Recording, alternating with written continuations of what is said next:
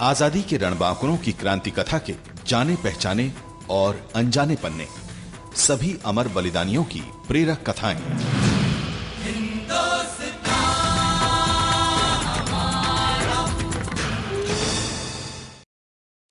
क्रांतिकारी सुरेंद्र साय का संबंध उड़ीसा के संबलपुर राजघराने से था। अंग्रेजों की राज्य हड़प नीति ने सुरेंद्र साय को युद्ध का सहारा लेने पर मजबूर किया था। अंग्रेजों ने चिर परिचित अंदाज में छल का सहारा लिया और संधि के बहाने आमंत्रित कर सुरेंद्र साय को गिरफ्तार कर लिया। उन्हें हजारीबाग जेल में रखा गया। 1857 की क्रांति की लहर का लाभ उठाकर सुरेंद्र साय विद्रोही सैनिकों की मदद से जेल से भागने में सफल हो गए। इस बार उन्होंने अपनी पत्नी के साथ मिलकर अंग्रेजों के विरुद्ध युद्ध किया। फिर वही छल। अंग्रेजों ने सफेद झंडा फहराकर संधि वार्ता के बहाने उन्हें फिर गिरफ्तार कर लिया। इस बार वे संबलपुर जेल से 3 दिनों के भीतर ही भाग निकले। 1858 से 1863 तक उन्होंने अंग्रेजों को कई मोर्चों पर हराया और उनकी सेना का विनाश किया। अजय वीर को तीसरी बार फिरंगियों ने नहीं, अपनों ने छला। एक गद्दार अभिन्न मित्र की सूचना पर वे अंग्रेजों के हाथों गिरफ्तार हो गए। 2 बार जेल तोड़कर भागने वाले क्रांतिकारी को तीसरी बार घोर जंगल में बने असीरगढ़ के किले में सघन पहरे के बीच रखा गया। 28 फरवरी 1884 को इसी किले में उन्हें फांसी दी गई। क्रूरता की पराकाष्ठा ये थी कि फांसी से पूर्व उनकी आंखों और कानों को गरम सलाखों से फोड़ा गया। क्या बात है छोटू, अभी तक काका की परछाई भी इधर नजर नहीं आ रही। काका को ढाबा नहीं चलाना है क्या? अब मुझे क्या मालूम भैया, मैं तो अपना काम कर रहा हूँ। काका आए नहीं आए उससे मुझे क्या। अबे बहुत बोलता है, जा काका को देख कर आ। अच्छा भैया, अब भी आता हूँ।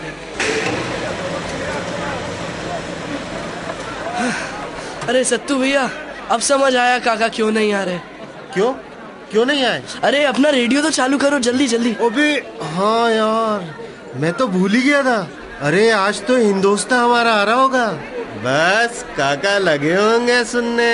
अच्छा हाँ भैया, मैं चाय लगा के आता हूँ। अब आप जल्दी लगाइए ना। अब बताइए ना किसका आने वाला है। अरे भैया रुक तो, देखने तो दे, सुनने तो दे यार। अरे आज शायद सुरेंद्र साय का आने वाला है। उड़ीसा का संबलपुर गांव। सुरेंद्र साय एक निस्वार्थ निश्चल प्रकृति के इंसान गांव के अपने दोस्त दया से मिलने आए हैं। क्या बात है दया, आज बड़े उदास नजर आ रहे हो। कुछ हो गया क्या? कुछ नहीं सुरेंद्र, बस यूं ही। यूं ही क्या? कुछ आगे भी तो बोलो। अरे बस इस साल की सारी फसल राजस्व देने में निकल गई। घर में खाने को नहीं है, बहन की शादी भी है। पता नहीं इतनी सारी चीजें एक साथ कैसे होगी। और तो और अंग्रेजों ने ऐसी की तैसी कर रखी है। चिंता मत कर, थोड़े दिनों की बात है। हम सब मिलकर अंग्रेजों को निकाल बाहर करने में कोई कसर नहीं छोड़ेंगे। एकजुट होंगे, लड़ेंगे और जीतेंगे। वो तो ठीक है, लेकिन क्या? मैं कह रहा था कि यदि मुझे कुछ पैसे मिल जाते तो मेरा काम हो जाता, घर में कुछ राशन भी आ जाता और बहन की शादी भी करनी है।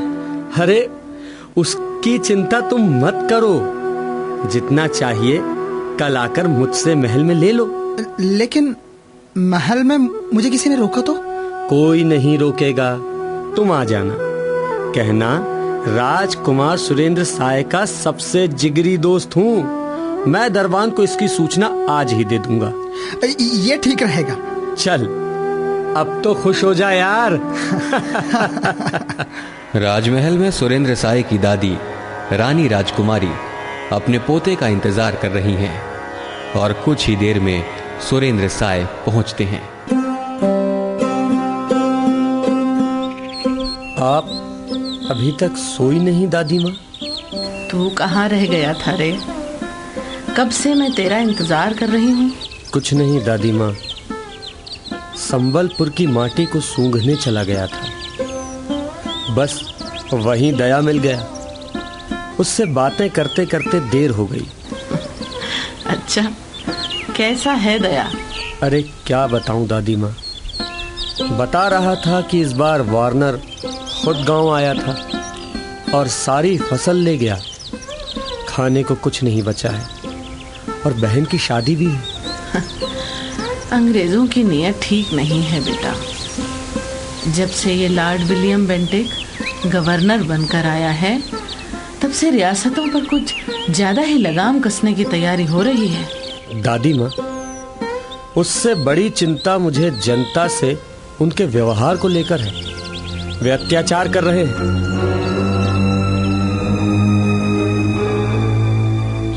राजस्व के रूप में सारी फसल ही नहीं ले रहे, बल्कि रियासत की बहु बेटियों पर अत्याचार भी कर रहे हैं। बहु बेटियों से अत्याचार कर रहे हैं?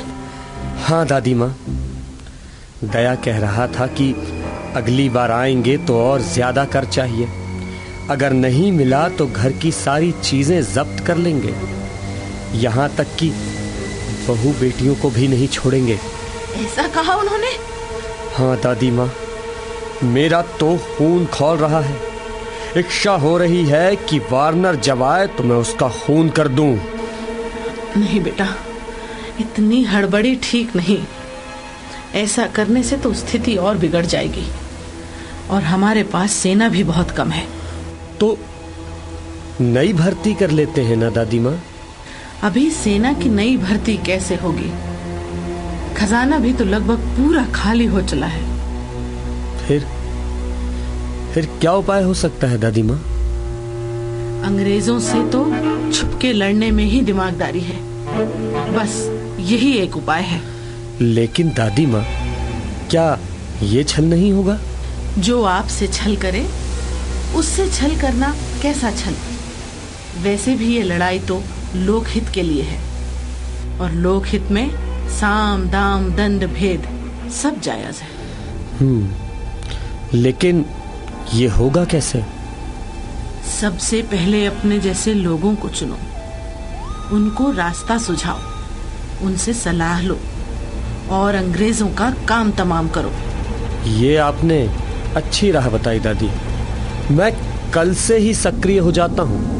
इतनी जल्दी नहीं बेटा, पहले खुद को तो साध लो। मतलब ये कि पहले अपना राज तिलक तो करवा लो बेटा। अरे दादी, मुझसे बेहतर तो आप ही हो और जो बेहतर होता है उसी को राजा होना चाहिए ना। अरे अब मेरी उम्र कहाँ रही, कुछ इस उम्र का भी तो ख्याल कर बेटा। ठीक है दादी, जैसी आपकी आज्ञा। बस जल्दी ही मैं मुनादी करवा देती हूँ कि अब सुरेंद्र सिंहासन का अधिकारी होने जा रहा है।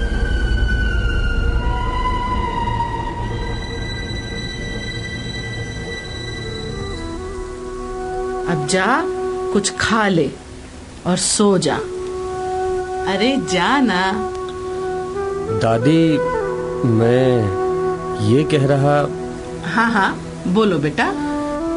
कल दया आएगा दादी। उसे कुछ क्या? रुपये की जरूरत है।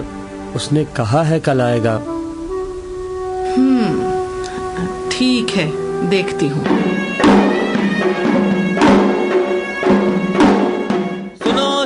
सुनो, आने वाले महीने की 24 तारीख को रियासत के राजकुमार सुरेंद्र साय का संबलपुर रियासत की राजगद्दी पर राज्याभिषेक होने वाला है। सभी लोग इसमें शामिल हो सकते हैं। सुनो।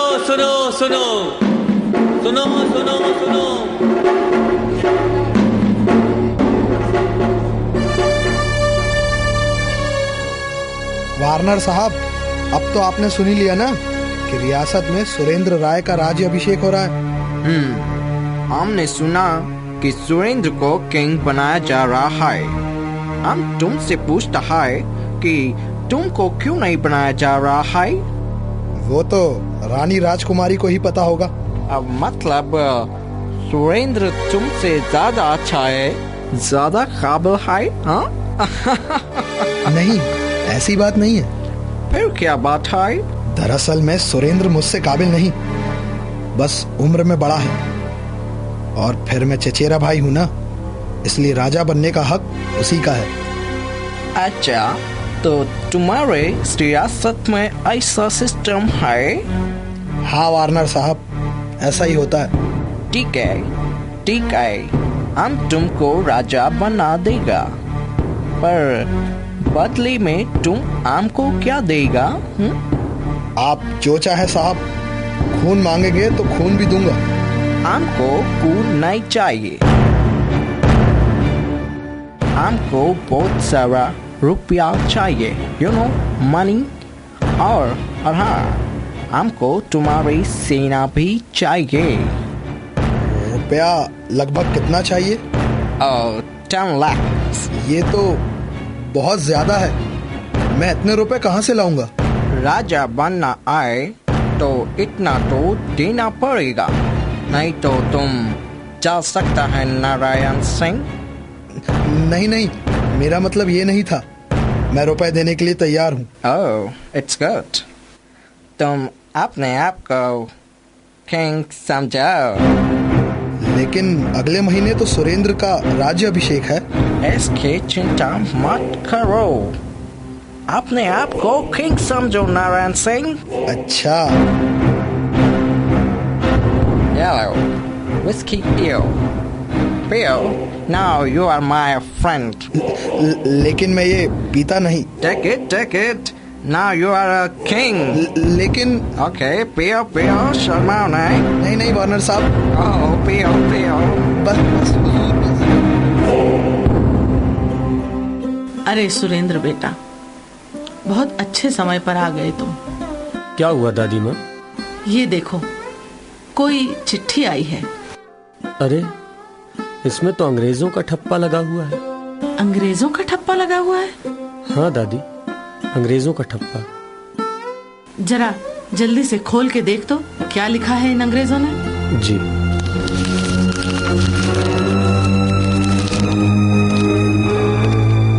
दादी, इसमें तो क्या लिखा है बता भी अब।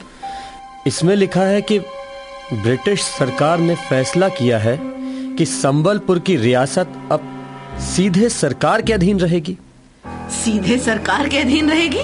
हाँ दादी, और आगे क्या है सुरेंद्र?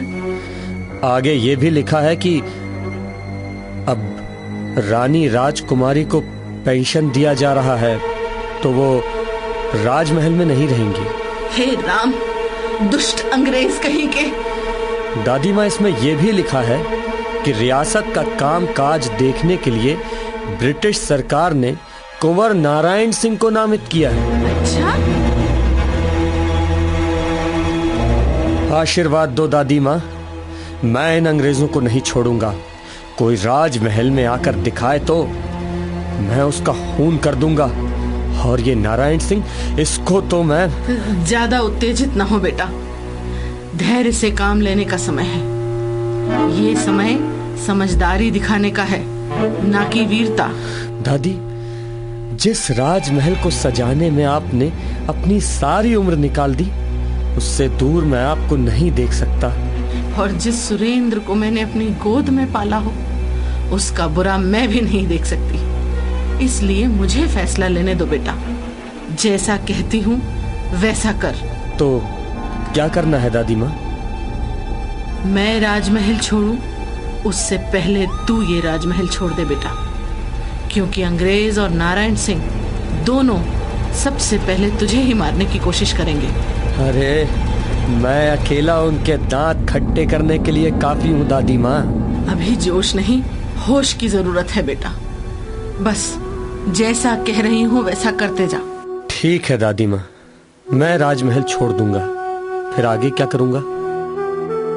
आगे तुम्हें अपने जैसे युवाओं की खोज करना है और वतन की सेवा में लग जाना है। जब तक रियासत अंग्रेजों से मुक्त ना हो जाए, तब तक चैन की सांस नहीं लेना। ऐसा ही होगा दादी माँ, मुझे आशीर्वाद दीजिए। विजयी भव बेटा, विजयी भव। मुझे मालूम था महाराज कि राजा बनने के अधिकारी तो आप ही हैं। मेरा क्या, बस मेरी काबिलियत और ऊपर वाले की इच्छा का संयोग समझो। वही तो मैं कह रहा था। कहो, आने का प्रयोजन कैसे हुआ? बस पास से ही गुजर रहा था, सोचा आपसे मिलकर बधाई देता चलूं। महाराज की जय हो। अच्छा तो महाराज अब मैं चलूं? आइए आइए वार्नर साहब, आइए, बस आपका ही इंतजार हो रहा था। कुंवर नारायण सिंह, तुम्हारा राजपाट कैसा चल रहा है? राजपाट तो ठीक चल रहा है वार्नर साहब। तुम्हें मालूम है कि सुरेंद्र तुम्हारे स्टेट पर अटैक करने वाला है? अच्छा, मेरे राज्य पर चढ़ाई? तुम्हारा नहीं नारायण सिंह, हमारा बोलो, our state। आप हंस रहे हैं, लेकिन सुरेंद्र आक्रमण क्यों करेगा? तुम उसका राज्य छीनेगा और वो आक्रमण नहीं करेगा नारायण सिंह। अब क्या होगा? तुमको हम मदद करेगा। तुमको डरने का नहीं नारायण सिंह, तुम तो बस खिलाओ। ये लीजिए वार्नर साहब। तुम कौन हो? यह हमारा मित्र है, दया। गुड गुड, ये विस्की बहुत अच्छा है। चीयर्स। क्या कहा? अरे चीयर्स कहो, चीयर्स। चीयर्स। 1833 से 1857 तक का समय सुरेंद्र साय के लिए बहुत उथल पुथल भरा रहा। सुरेंद्र साय ने कई बार अंग्रेजों से लोहा लिया। नारायण ने हर बार अंग्रेजों का साथ दिया। इतिहास गवाह है कि कई स्थानों पर उन्होंने अंग्रेजों को बुरी तरह हराया। 1950 के आसपास अंग्रेजों ने छल से सुरेंद्र साय को संधि के लिए बुलाया और बंदी बना लिया। बंदी बनाकर उन्हें बिहार के हजारीबाग जेल में भेज दिया गया। इस दौरान उनकी पत्नी ने अंग्रेजों का सामना करने में कोई कसर नहीं छोड़ी। नारायण, हम तुमको शाबाशी देना चाहता है। 1857 के रिवोल्ट का तुम्हारे स्टेट में कोई ज्यादा असर नहीं है, बस एक प्रॉब्लम है। अरे समस्या बताइए साहब, मैं चुटकियों में उसका समाधान निकालता हूँ। वो तुम्हारी चुटकी का खेल नहीं है नारायण सिंह। फिर कौन है? सुरेंद्र सिंह। वो सुरेंद्र सिंह है जिसने तुम्हारा और हमारा दोनों के नाक में दम कर रखा है। लेकिन वो तो हजारीबाग के जेल में बंद है। हमको अभी खबर मिला है कि वो अपने 8 साथियों के साथ जेल से भाग गया है। अरे बाप रे, अब मरे। तुम डर रहा है नारायण, तुम डर रहा है? हाँ? नहीं, ऐसी कोई बात नहीं है, ऐसी कोई बात नहीं। सुरेंद्र दा, आप? वो भी इतनी रात को? हाँ। आओ सुरेंद्र दा, अंदर आओ। मैं अकेला नहीं, मेरे साथ 8 साथी भी हैं। अरे तो इसमें क्या बात है, आप सभी अंदर आ जाइए। और बता दया, रियासत के क्या हाल है? रियासत के बारे में मुझे ज्यादा खबर नहीं है सुरेंद्र। जब से आप राजमहल से निकले हैं तब से मेरे कदम भी नहीं पड़े वहां पर। वो तो पता चल ही जाएगा। इस बार बेहतर तैयारी के साथ दुर्ग पर आक्रमण करना होगा। विद्रोह की वजह से अंग्रेजों के खिलाफ माहौल बना है, इसे भुना लेना चाहिए। हाँ हाँ, आप बिल्कुल ठीक कह रहे हैं। इस बार मौके को भुना लेना चाहिए। हजारीबाग जेल से निकलकर सुरेंद्र साय ने अपने साथियों के साथ मिलकर युद्ध शुरू कर दिया। इस बार वो अंग्रेजों के दुर्ग पर अधिकार करने की स्थिति तक पहुंच गए, परंतु इस बार भी अंग्रेजों ने चालाकी से काम लेते हुए दुर्ग पर सफेद झंडा फहरा दिया। संधि वार्ता के लिए जब सुरेंद्र साय दुर्ग में पहुंचे तो उन्हें गिरफ्तार कर लिया गया और संबलपुर जेल में डाल दिया गया। पर सुरेंद्र सिंह जैसे वीर को साध पाना अंग्रेजों के बस में नहीं था। मात्र 3 दिन के अंदर ही फिरंगियों की आंखों में धूल झोंक कर वो फरार हो गए। इस बार 1858 से 1863 तक उन्होंने अंग्रेजों से कई मोर्चों पर युद्ध किया और हराया। बिहार और मध्य प्रदेश का पूरा क्षेत्र भी सुरेंद्र साय ने अपने कार्यक्षेत्र में शामिल कर लिया। सुरेंद्र साय के इन कामों से अंग्रेजी सरकार बौखला उठी। नारायण, तुम अभी तक सुरेंद्र को नहीं पकड़ सका है। तुम्हारे लोगों पर तुम्हारा कोई कंट्रोल नहीं है। सर, ये केवल मेरी विफलता थोड़े है। सुरेंद्र के पीछे लगे तो आप भी हैं, वो भी पूरी सेना के साथ। क्या बकता है नारायण? सर, मेरे कहने का मतलब ये नहीं था। मैं तो बस हम तुमको आदेश देता है कि 1 महीने में हमको सुरेंद्र सिंह चाहिए, नहीं तो हम तुम्हारा स्टेट वापस ले लेगा। नहीं सर, ऐसा मत करिएगा। तो हमको सुरेंद्र चाहिए, जिंदा या मुर्दा। सर, वो कितना चालाक है ये तो आप जानते ही हो। 2 बार जेल तोड़कर फरार हो चुका है। वो पकड़ में आता ही नहीं। नारायण, हमको इस बार कोई फॉल्ट नहीं चाहिए। नीट एंड क्लीन काम चाहिए, नहीं तो हम तुम्हारा स्टेट छीन लेगा। मैं कोशिश करता हूँ। कोशिश नहीं नारायण सिंह, आई वांट सुरेंद्र साय। ठीक है सर, सुरेंद्र आपको मिल जाएगा। ग्रेट, सुरेंद्र मिल जाएगा। नारायण, व्हाट्स खिलाओ? ये लीजिए सर। तुम भी बनाओ? हाँ सर। चीयर्स। चीयर्स। सुनो, हम तुमको एक बात बताता है। क्या सर? अगर तुम इंडियन हमारी मदद नहीं करेगा तो हम सरकार चलाने को नहीं सकता। वो तो है सर। Cheers. Cheers. दया सुरेंद्र साय की रणनीति जानने के लिए बहाने से उन्हें जंगल में बुलाता है। इतने दिन तक कहाँ थे दया के निधि? अभी 3 सप्ताह पहले तुम्हारे घर गया था, लेकिन तुम्हारा कोई अता पता नहीं था। अरे, मैं किसी काम से कहीं बाहर चला गया था, शायद इसीलिए। आज फिर अचानक इस जंगल में मुलाकात करने का प्रयोजन? कुछ नहीं सुरेंद्र भाई, देश प्रेम हिलोरे मार रहा है।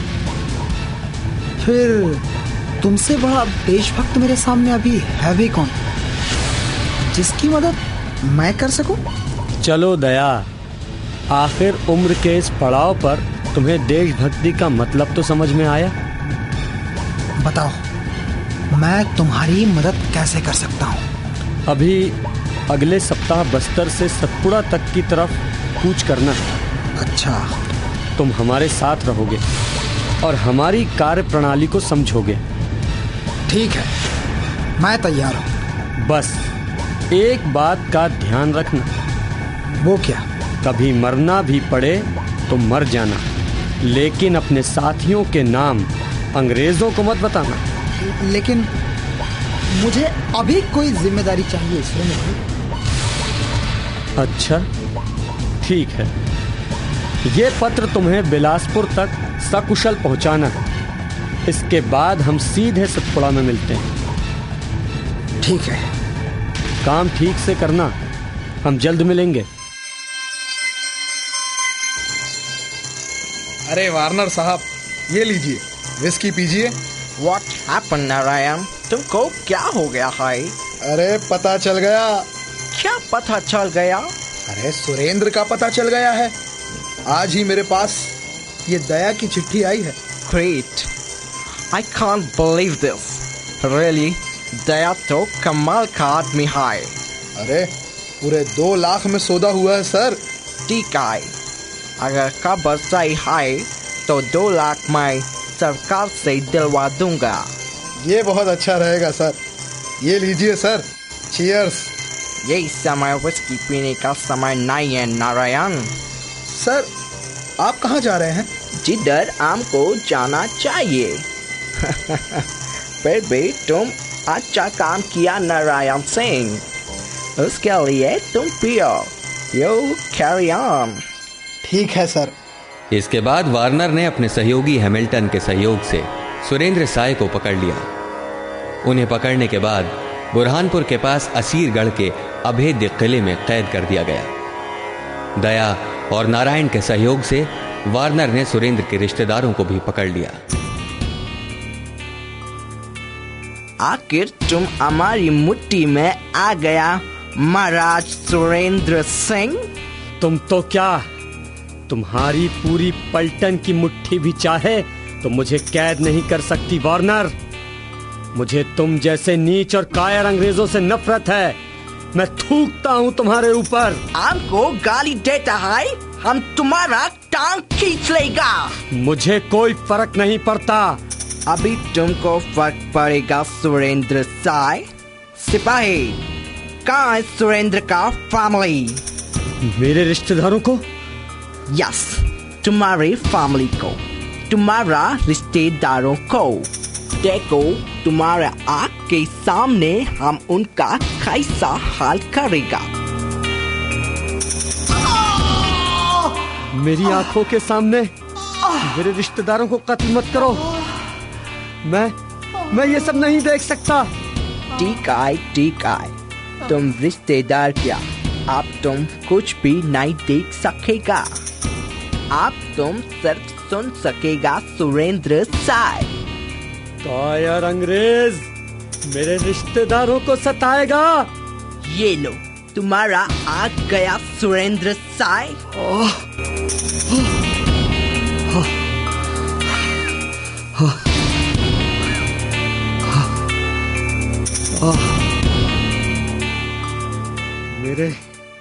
मेरे कान अभी बाकी हैं कमीने, और मैं सुनना भी नहीं चाहता। ओके, हम तुम्हारा ये विश भी पूरा करता है।